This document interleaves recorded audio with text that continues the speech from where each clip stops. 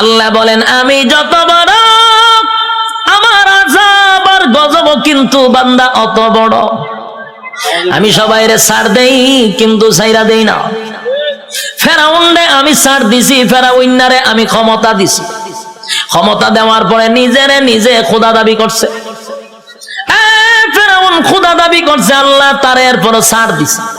কিন্তু যখন বেয়াদবি করছে পয়গম্বরের সঙ্গে, আল্লাহ কয় আর তোরে ছাড় দেওয়া যায় না।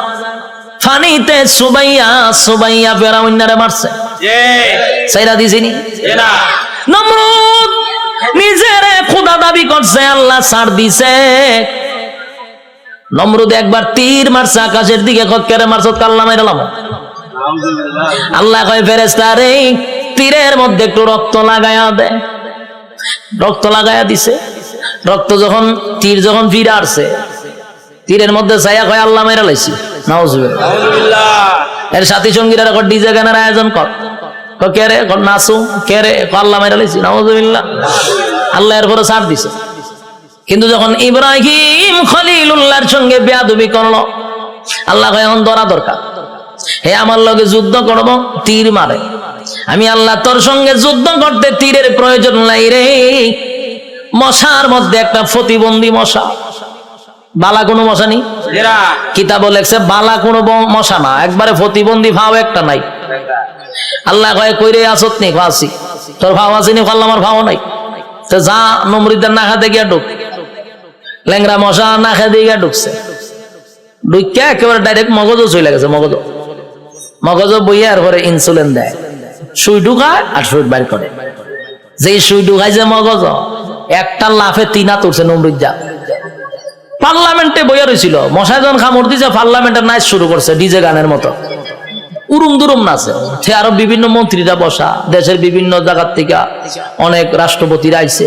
আইয়া যখন দেহে দেশের বাদশাহ এইভাবে ডিজে করে পার্লামেন্টে বসে, এটা কি পাগল নেই? ও পাগল তো আসি না।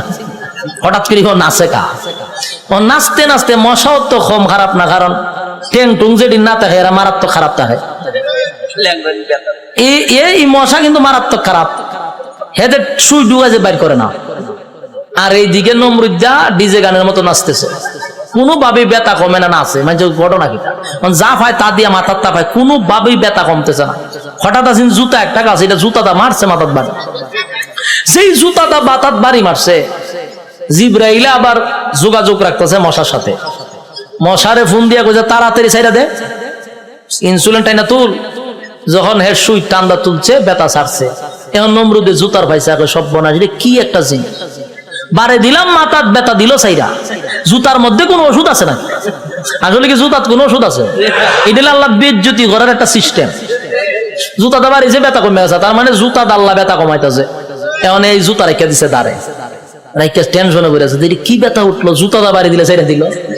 আবার কথা বলতেছে বিভিন্ন দেশের মন্ত্রী এমপির সঙ্গে, আবার মশায় সুই একটা ঢুকাই দিছে, ঠাস করে জুতাটা বাড়ি মারছে, ছেড়ে দিছে।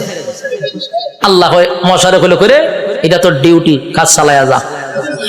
হতেন পরে পরে ঢুকাইবি, জুতাটা বাড়ি দিলে ছেড়ে দিবি। মশায় হতেন পরে ঢুকায়, জুতাটা বাড়ি দেওয়ার পাই গেলা, আবার ঢুকায়, জুতাটা বাড়ি দেবাই করে। এই হইল জুতার বাড়ি শুরু। তখন নমরুদ্দা একা একা জুতাটা কত বাইরিত, হাতে ব্যথা ধরে লায়। তাই একজন লোক রাখছে, ধরে মাসে এত টাকা বেতন দিমু, এদিকে চাকরি কি দেখো জুতা দেখালে ভিডা নিয়ে তাও খারে দেশের বাদশারে। তো এইরকম যদি আমারে নিত, আমি তো বললাম টেকা টোকা লাগতো না, আমি খালি জুতাটা ভিডা মামলে, আমার টেকা দেওয়া লাগতো না। বাস্তব নেই। দেশের একজন বাদশা যদি হয় আমার জুতাটা ফিডাইবা, আমার কি বেতন লাগবো না? আমার মনের ভিতরে যত জিদ আসিম সব মিলাম একটা বাড়ির সাথে, ঠিক নেই? জুতা দেখ একটা বাড়ি দিমার ঘুমায় নেয়, এটা অত সালের একটা জুতার বাড়ি। দ্বিতীয় বাড়ি দেখো, এটা অত সালের একটা বাড়ি। এক সালে এক যন্ত্রণা বুক করছে, আর তোর জুতাটা বাইরিতেছি, টেহারাম নেই। এই লোক হয় যে আমি বাসার জুতাটা বাইরামো, আমার টাকার দরকার নাই, আপনি আমার চাকরিটা দেন। চাকরি দিছে, এখন পার্লামেন্টে বেশা বৈশা কথাবার্তা বলতেছে, যখন মশা কামড় আলী ইশারা দেয় তাড়াতাড়ি দেয়, পাশে জুতাটা ঠাস করে পিছন দিয়ে বাড়ি মারে। দেশের মানুষ বিভিন্ন দেশ থেকে আসে, আইসা কয় যেই বাসার ইজ্জত নাই, মানছে তারা জুতাটা বাইরা, এর সাথে আবার কি এর বৈঠক হঠাৎ থেকে, এটা ভাগল, এখান থেকে এক বেজ্জতি। তো জুতাটা বাইরিতে বাইরিতে প্রথম তো শখে শখে জুতাটা বাইরেছিল, ঠিক না?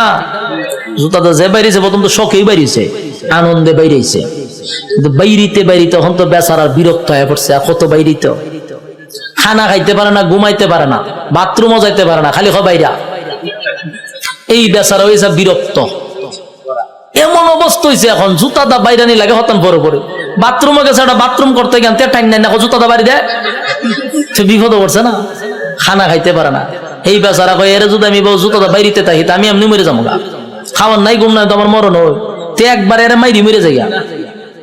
এখন হে কইল সিদ্ধান্ত নিয়েছে না এমন মরম চাকরি না করলে আমার গরদান যাইব, আর আমি যদি চাকরি করতে চাই আমি এমনি মরে যাবো গা, তে এক বালা হেরে মাইরা মরে যাই। তখন একদিন জুতার বদলা বড় একটা মুগুর লইছে, আমরা এটা কি তা মুগুর করিনি, মুগুর লইছে একটা, লইয়া পিছে বইয়া দিছে। যখন জুতাটা বাড়ি দে তখন মুগুর লইয়া যৎকান শরীরে শক্তি আসিন একটা বাড়ি দিছে, মাথা দুই ভাগ হয়ে যা। ল্যাংরা মশা যে মাথাত বইছেন ছায়া দেয়, ছাদ নাই, ছাদ নাই, মশায় চিন্তা করবো যেরকম একটা নোংরা পরিবেশে আর বন যায়, মশা গেছে নমরুদ্দা শেষ নি। কার সাথে পাল্লা লইছিল? আল্লাহ মারছে কেমনে? জুতা দা ফিডাইয়া মারছে। এই জন্য আল্লাহ ছাড় দেয়, ছেড়ে দেয় না। বুঝসারে চিনুন না আপনারা? এখানে যারা বয়স 30 আছে এরা বুঝসারে চিনব। ডব্লিউ বুশ হে কিন্তু কম করছে না, এইটা আমরা দেখছি। হে অনেক মুসলমানের রক্ত দিয়া গোসল করছে, হে কম করে নাই। শেষে আল্লাহ হেরও কিন্তু সাংবাদিকের জুতাদা ফিটাইছে, এক সাংবাদিকের জুতাদা বেরি মারছে। আর এই জুতার দাম অনেক হয়ে গেছে, মিডিয়ন জাদুঘর আছে। আল্লাহর মায়ের আস্তে আস্তে ছাড় দেয়, ছেড়ে। যারা জুলুম করতেছেন, যারা জুলুমের মধ্যে আছেন, যাই না রাখেন জুলুমের শেষ আছে। যারা জুলুম করে তাদের দুইটা শাস্তি, একটা দুনিয়ায় একটা পরকালে। দুনিয়ায় ততক্ষণ না পর্যন্ত আপনার মৃত্যু দিবে না যতক্ষণ আপনাকে দুনিয়াতে আল্লাহ চরম পর্যায়ের বেজ্জতি না করবে। চরম পর্যায়ের বেজ্জতি করার পর আপনার মৌত দিবে আল্লাহ। এরপরে পরকালে তো আছে কুবা শামসুর মতো, ইচ্ছা মতো কুবাইব। বাস্তব না বাস্তব? সাইজ কিন্তু আল্লাহ ছেড়ে দিত না, জনমের সাইজ করবো।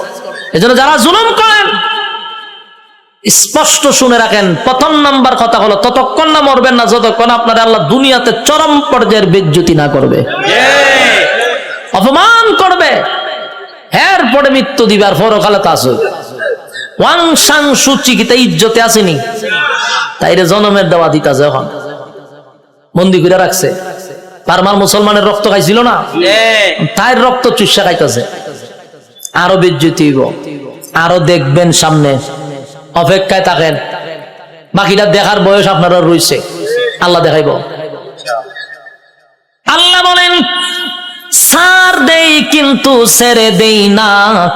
আমি যখন ছাড় দেই বুঝিস না আমি তোরে ছাইরা দিছি। ধরব যেদিন আমি আল্লাহ ধরব, জনমের ধরা ধরব, পৃথিবীর কেউ তোরে রক্ষা করতে পারবে না। আমি আল্লাহর নিয়ামত খাইয়া আমি আল্লাহর নাফরমানি করস, ছাইরা দিব না, কিন্তু জনমের ধরা ধরব। যুবক ভাই, আমি আপনাদের উদ্দেশ্যে বলতে চাই, আল্লাহর দেওয়া নিয়ামত খাইয়া, নিয়ামত খাওয়ার পরে যে আল্লাহর নাফরমানি করতেছি, রাইতে দিনে 24 ঘন্টা পাইয়াও 1টা ঘন্টা আল্লাহর দেই না। ইমাম সাহেব যদি বলে আসেন না একটু নামাজে যায়, উত্তর দেয় হুজুর নামাজের সময় নাই। যদি কয় আসেন না মাহফিলে যাই, আমার সময় নাই। বেচারা খুব ব্যস্ত, সময় নাই, সময় নাই, সময় নাই, যে কোনো বিষয় লোক আমার সময় নাই। প্রশ্ন হলো তোমার সময় নাই, সময় নাই, কিন্তু যেই লোকটা বলছে নামাজের জন্য সময় নাই, ওয়াজ মাহফিলের জন্য সময় নাই, এই লোকটারই দেখবেন ব্যবসার জন্য সময় আছে, চাকরির জন্য সময় আছে, বন্ধুদের আড্ডায় সময় আছে, বিশ্বকাপ খেলা 90 মিনিট দাঁড়ায়া দেখার সময় আছে, বিভিন্ন জায়গায় আড্ডায়, কফি আড্ডায় সময় আছে, সব জায়গায় বেচারার সময় আছে। সময় নাই শুধু আল্লাহর বেলা। আল্লাহ বলেন সময় তো আমি দিছিলাম, সময় কাটা দিছে। আল্লাহ বলেন সময়ের মালিক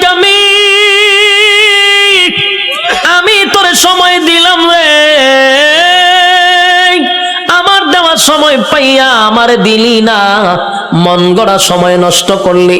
বান্দা আমি পাই পাই পাই পাই করে তোর কাছ থেকে হিসাব নিব, বান্দা হিসাব না দিয়া সামনে আগাইতে পারবি না।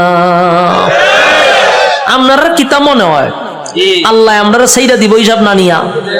হিসাব নিব।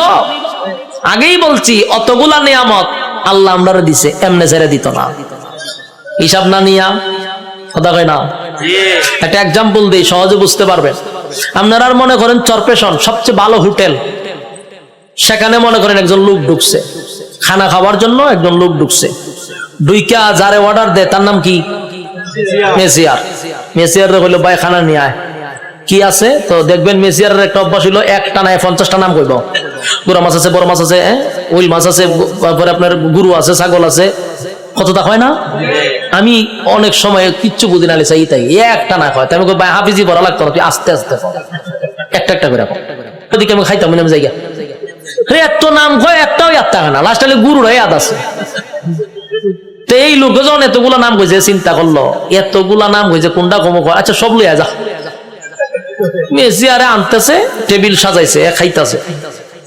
খানা দেখে মেসিয়ারদের লক্ষণ বালা না, যে যিনি টেকা নে উনারে কি কয় ম্যানেজার, কেশিয়ার তো ম্যানেজার। ম্যানেজারের কাছে গেছে মেসিয়ারে, গিয়ে কয় স্যার ওই যে লোকটা খাইতেছে দেখছেন নি? দেখছি তো। কারণ আমার একটা অনুমতি দেন। কি অনুমতি? কই ইচ্ছা মতো কত ফিটাইতাম। ম্যানেজারে জিগা কাস্টমারে খানা খাইতেছে তুই ফিটাইতে কা? কয় লক্ষণ বালা না, যেই পরিমাণ খাইতেছে হিসাব দিতে পারতো না, তাই একটু ফিডামো। ম্যানেজারে কয় কাস্টমারের কাজ কি? খাওয়ান। তোর কাজ কিটা? দেওন। আমার কাজ কিটা? হিসাব ল। তেহের খাওয়ানে খাইব, তোর দেওন তুই দে, তুই মারতে কা? মেসিয়ার কথা তো ঠিক, আমার তো দেওয়ান, আমি দিতে তাই। মেসিয়ারে দেয়, এ খায়। ম্যানেজারে কয় এ খাওয়া শেষ হইলে বলে আমার খাম। আমার কাজ কি? হিসাব নেওয়া। হিসাব না নিয়া, হিসাব না দিয়া বাড়ি তারবো, বাড়ি তারবো নি? যা পরে খাইতে থাক, তুই বাধা দিস না। ঠিক তেমনি ভাবে আল্লাহ বলেন দুনিয়াতে মানুষ যেই পরিমাণ কাম, কু কাম, দিনের কাম, রাত্রের কাম, সব কাম আমরা করি না? আমরার সাথে কিন্তু ফেরেশতা থাকে, 24 ঘন্টা ফেরেশতা থাকে। আমরার কাম কু কাম দেখে ফেরেশতারাও আল্লাহর কাছে কয় আল্লাহ একটু অনুমতি দেন। কিতা কয়? এর একটা আসার মাইরা জাগাত মুতায়া লাই। আল্লাহ জিগায় ঘটনা কিতা? বলে যেই পরিমাণ করতেছে হিসাব দিতে পারতো না। আল্লাহও বলে তোর কাজ, এর কাজ আকাম কুকাম করন দেখুন লিখতে রাখুন, আর এর কাম যত আকাম কুকাম করতে পারে, তোর কাজ কিন্তু ফিডন না। তোর কাজ দেখতে থাক, লিখতে থাক, যত কিছু আছে সবকিছুর হিসাব হইব আমার কাছে। বন্দা যা পারে করো, হিসাব না দিয়া সামনে আগাইবার কোনো সিস্টেম নাই। হাসরের মাঠে আল্লাহ হিসাব নিব পাই পাই কইরা, সাইডা দিবনি। রব্বে কারীম বলেন প্রথম নাম্বার কথা হলো ফাহাসিবতুম আন্নামা খালাকনাকুম আবাসাও ওয়া আন্নাকুম ইলাইনা লা তুরজাউন। রব্বে কারীম বলেন এই অনর্থক বানাই নাই, অকারণে বানাই নাই। দ্বিতীয় নম্বরে আল্লাহ বলেন ওয়ামা খালাকাতুল জিন্না ওয়াল ইনসা ইল্লা লিয়াবুদুন। রব্বে কারীম বলেন 2 নাম্বার হলো তোরে বানাইছি ইবাদতের জন্য।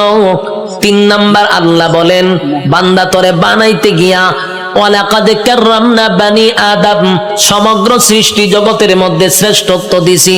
4টা কসম করে বলছি বাংলা তোর থেকে সুন্দর আমি আল্লাহ কাউরে বানাই নাই, তোর থেকে সম্মান আর মর্যাদা আমি কাউরে দেই নাই। এরপর আল্লাহ বলেন এত কিছু দেওয়ার পরেও যদি তুই আমি আল্লাহর গোলামি না করস, ওয়ালাকাদ জারানা লি জাহান্নামা কাসীরাম মিনাল জিন্নি ওয়াল ইনস, আমি আল্লাহ আগুন দিয়া তোরে জ্বালাবো আর পোড়াবো।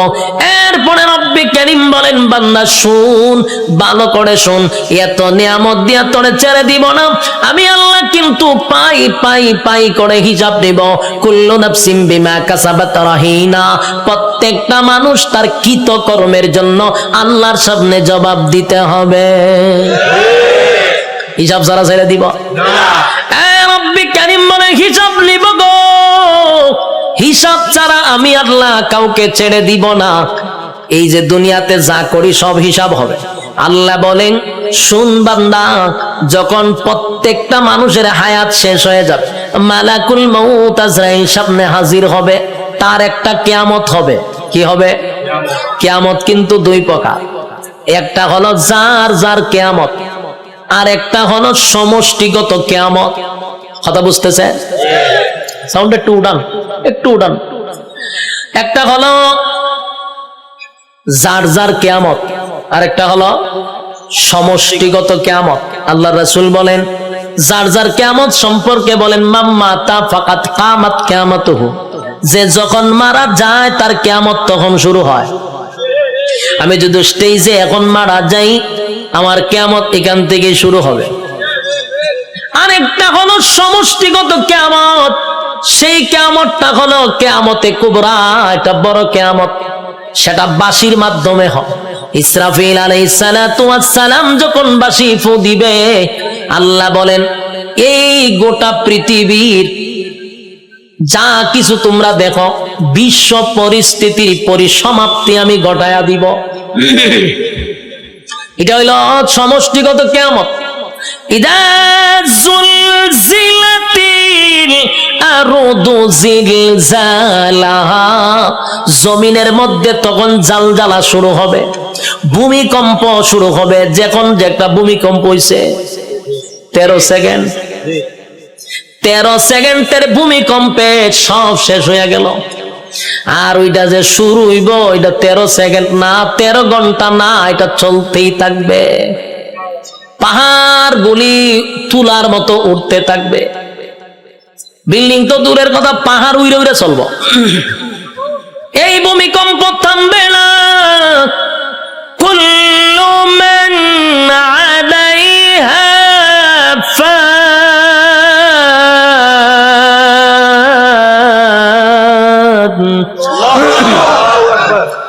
ওয়া ইয়াবকা ওয়াজহু রাব্বিকা যুল জালালি ওয়াল ইকরাম।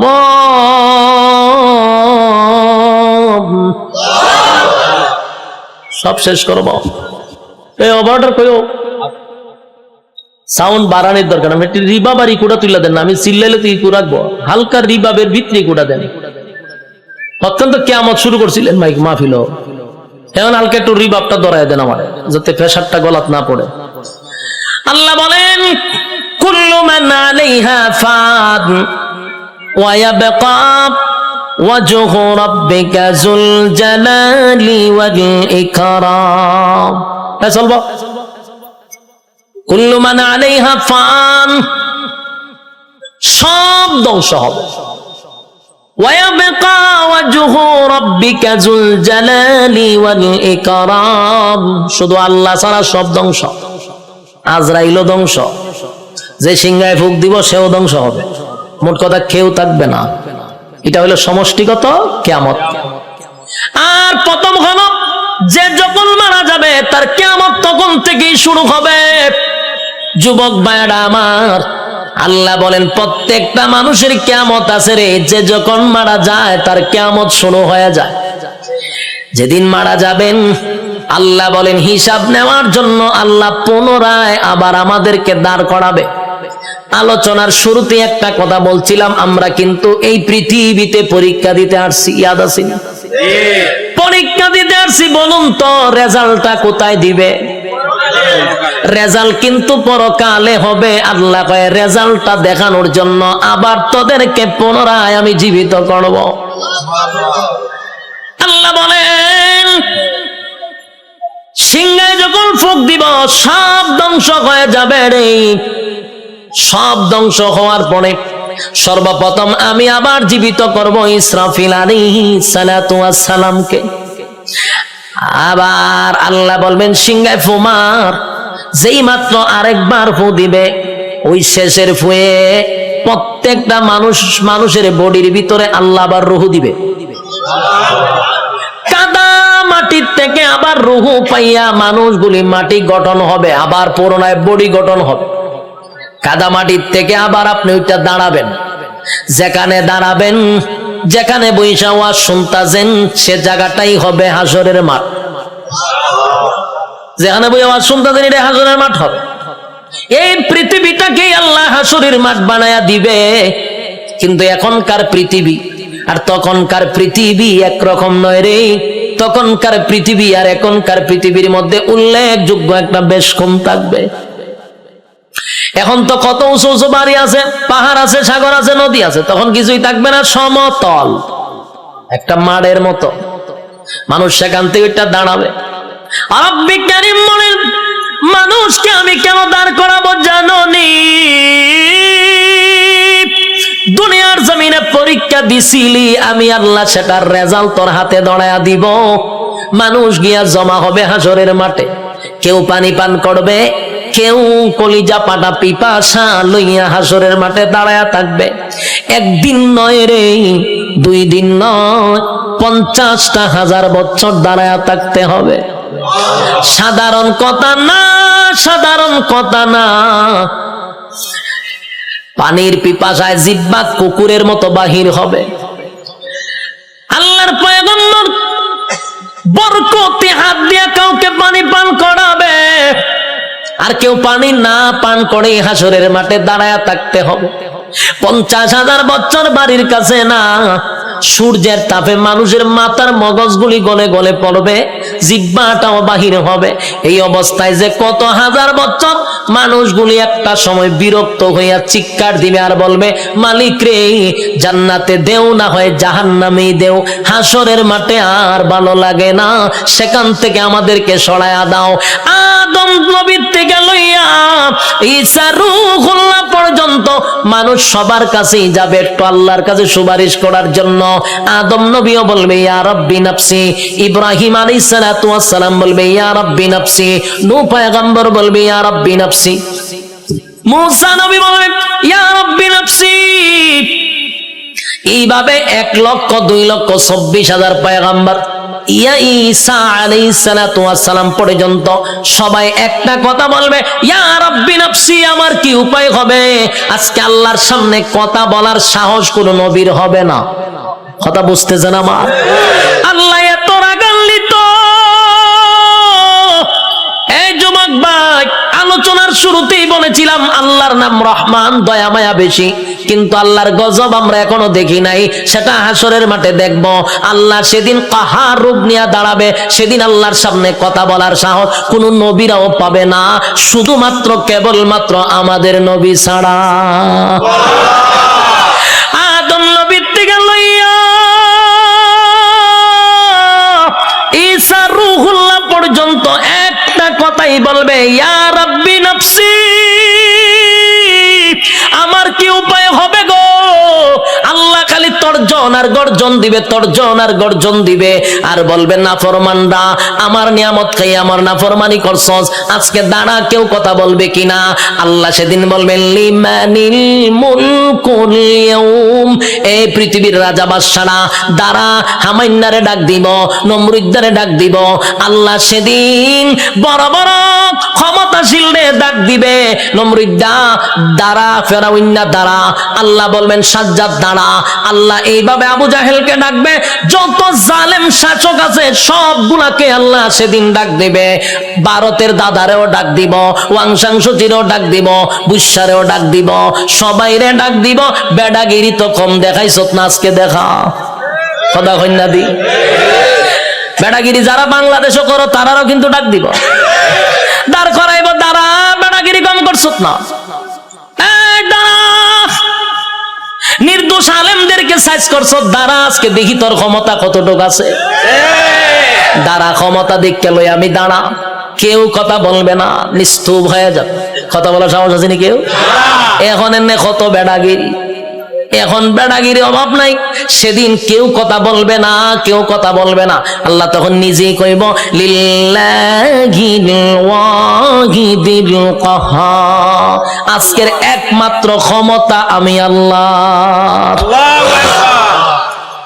এই ভয়াবহ পরিস্থিতিতে কেউ কথা বলার সাহস পাবে না। আল্লাহ নিজেই কোরআনে বলেন ইয়াউমা ইয়াফিরুল মারউ মিন আখিহি ওয়া উম্মিহি ওয়া আবি ওয়া সাহিবাতিহি ওয়া বানি। কিয়ামতের মাঠটা এমন হবে, মা তার সন্তানের পরিচয় দিবে না, সন্তান মার পরিচয় দিবে না, বাবা তার সন্তানকে চিনবে না, পরিচয় দিবে না, চিনলেও পরিচয় দিবে না, বালকেরা চিনবো, পরিচয় দিত না। স্ত্রী তার স্বামীরে পরিচয় দিবে না। কেন দিবে না? একটা নেকির কারণে। যদি আমার কাছে নেকি চায়, কেউ কাউরে পরিচয় দিবে না। সেদিন কি কোনো পীর সাহেব তার মরিদানের পরিচয় দিব? কথা হইন না দি ফিররা গিয়া কি মরিদানে তালাশ করবো?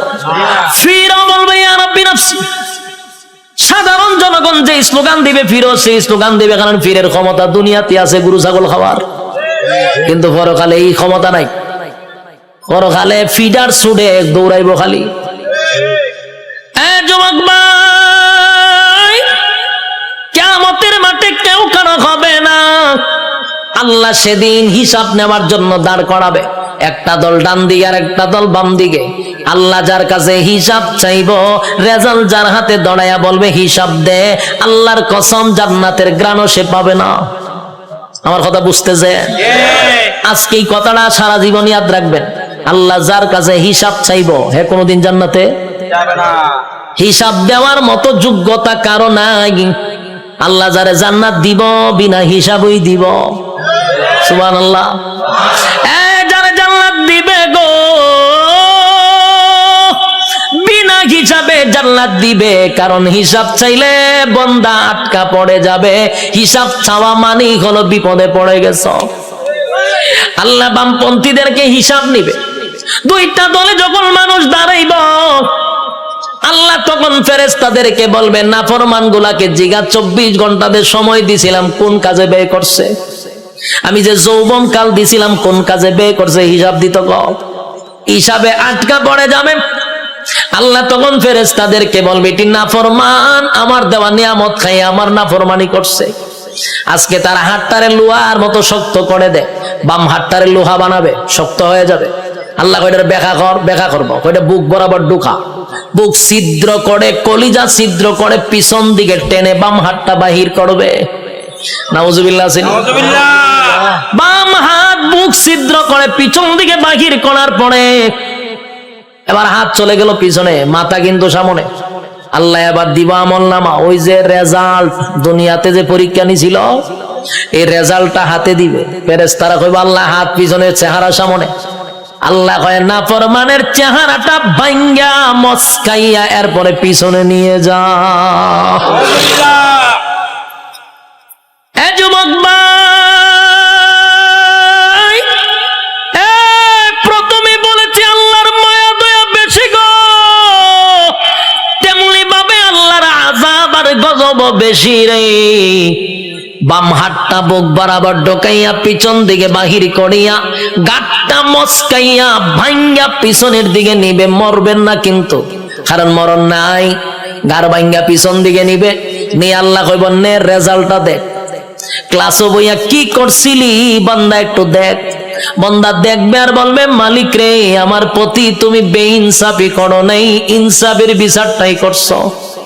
কারণ সে দেখবে যা কিছু লেখা সব তার চোখের সামনে বাজবে।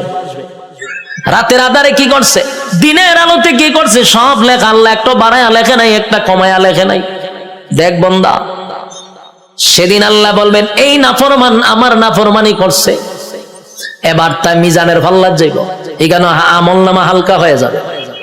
এরপরে যাবে ফুলসিরাতের কিনারায়, সেখানে যাওয়ার পরে দেখবে জাহান্নামটা তার জন্য উৎ পেতে বসা।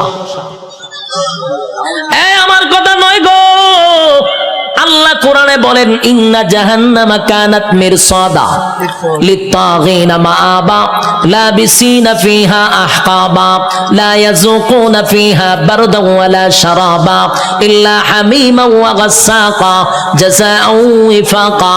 আল্লাহ বলেন ইন্না জাহান্নামা কানাত মিরসাদা, নিশ্চয় জাহান্নাম তোর জন্য উত পেতে বসা, লিত্তাগিনা মাআবা, সীমা লঙ্ঘনকারীদের জন্য জাহান্নাম, লাবিসিনা ফিহা আহকাবা, এ ভাই যুগের পর যুগ জাহান্নামে থাকতে হবে, লাবিসিনা ফিহা আহকাবা, যুগের পর যুগ সেখানে অবস্থান করবে, লা ইয়াযুকুনা ফিহা বারদান ওয়ালা শারাবা, আল্লাহ বলেন সেখানে কোনো পানির ব্যবস্থা করা হবে না, ঠান্ডা পানির ব্যবস্থা করা হবে না।